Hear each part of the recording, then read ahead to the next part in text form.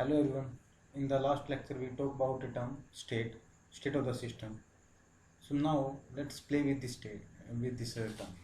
What is the state of the system? Accept input. The minimum amount of knowledge required to uniquely predict the output, that what we can call it state of the system. Or you can say accept input to know the output, whatever else we require, that is the state of the system. To understand that, we can take an example of suppose there is some reached mass m.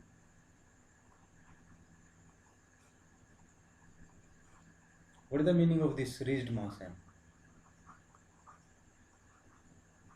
That means it will be not changing with time.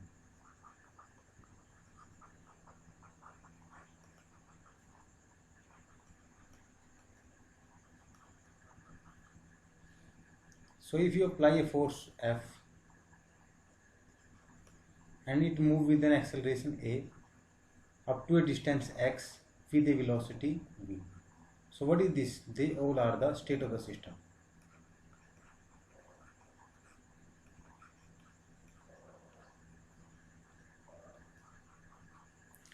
We can say one more thing, that every state is the input of the system except output.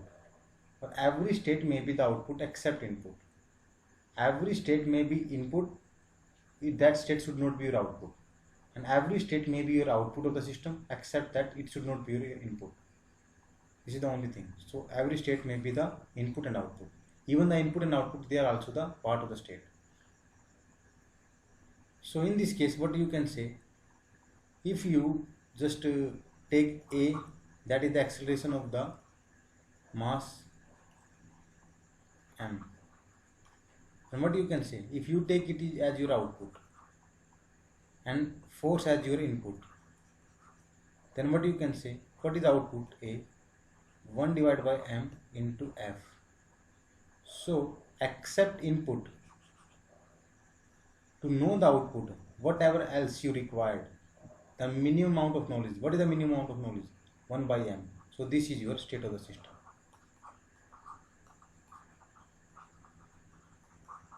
But this is a static system, or you can say memoryless system.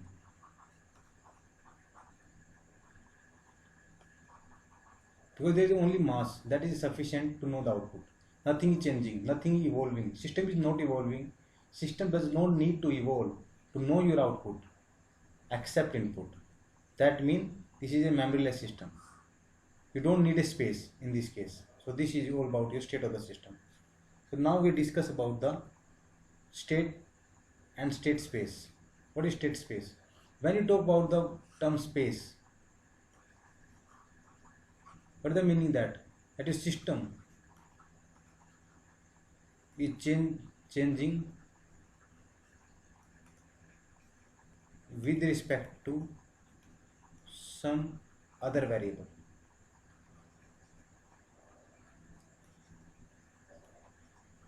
It may be time, it may be space, it may be some distance, maybe positional, maybe anything else. So if you just want to know the difference between them, you can take the same example of mass and acceleration. In this case, what you can say, suppose this is your mass m and you apply a force F, that is your input, and it can travel a distance x. So this is your position after time t. So what you can say, in this case, to know the output, that is x, only one state is not sufficient. Why? Because if, what is your input? Your input is your F, force. So if you divide the force with mass, you will get the acceleration, but this is not your output. So what do you need to do? You need to integrate this. You need to integrate this. Now you will get the velocity. Still this is not your output. ये भी आपके output नहीं है. What do you need to do? You again need to integrate this. Then you will get the position. So this is finally your output. So in this case, your state need to evolve with respect to time. Your state need to evolve with respect to time to get to your output. So this is your input, this is your output. To reach to the output from the input, your state need to be evolved. So this is all about the state space. So in this case, what you can do, in the state space we have the two standard equations we all know. First is this, x dot equal to ax plus bu and y equal to cx plus tu. They are your hardware systems. This is your, you can say this is kind of plant, this is actuator, this is sensor, this is this matrix is used for the feed forward path. It's all about this thing. So now this is your changing x dot, that means your state will be changing. So output is also a state now, output is also a state. So y equal to state, and in this case this is x, this is position. Don't mix it with this x, this is state, this may be anything, but here position is itself your state. Position is your state and position is your output.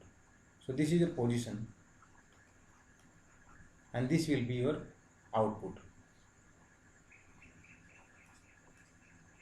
So first you will get this equation. How you will get this equation? What is u? Input, that is your force. But in the output term you don't need a force. So what is the C? C matrix need to be 1 and this is equal to x. So this is your y. So this is your second equation. If you say this is second, this is first. So now we need to design these equations also. So in this case you need a state vector, because your state have two state. Your state will be changing in two form. Like to get to the output, to reach to the output, it need to go through two different state. One is your position, one is your velocity. If you have the position x dot, then you will get the velocity, and if you change the velocity with respect to time, then you will say this will be your acceleration, and acceleration will be equal to force by mass. So you can say what is x dot, this will be dx by dt and this will be equal to dv by dt. So now these are your two different vectors. You can call it x1, you can call it x2. Actually this will be x dot and x2 dot. So if they became x1 dot and x2 dot, what about x1 and x2? Definitely they will become x and v. This is your x1, this is your x2. So now you will get the two equations like this. First in will be x dot v dot. You will get a 2 by 2 matrix, that will be square matrix, and then you will get, this is a matrix, and then you will go this one xv. This is your state matrix x plus this is your actuator matrix, and this will be a force matrix f. So now what about this x dot equal to v? So this will be comes out to be x dot will be the function of 2. X dot here, if I say x dot is a function of x and v, so as v is also a function of x and v. But in this case you are lucky enough that x dot is not a function of x itself. So x dot is only a function of v only. So this come out to be 1 and this will become out to be 0. So in this case what is v dot? V dot is neither equal to x, v dot neither equal to v. So both are 0. So in this case this will become out to only 1 by n. This is 0 because x dot is not a function of f, but v dot definitely a function of f in this case. So this will be 1 by n. You can say one more like x v and also f and also f. That is a force. So you will get this the first equations. So in this case you will get this state matrix. This is your A matrix, this is your actuator matrix, This is about your sensor matrix, sensor part. This is your actuator.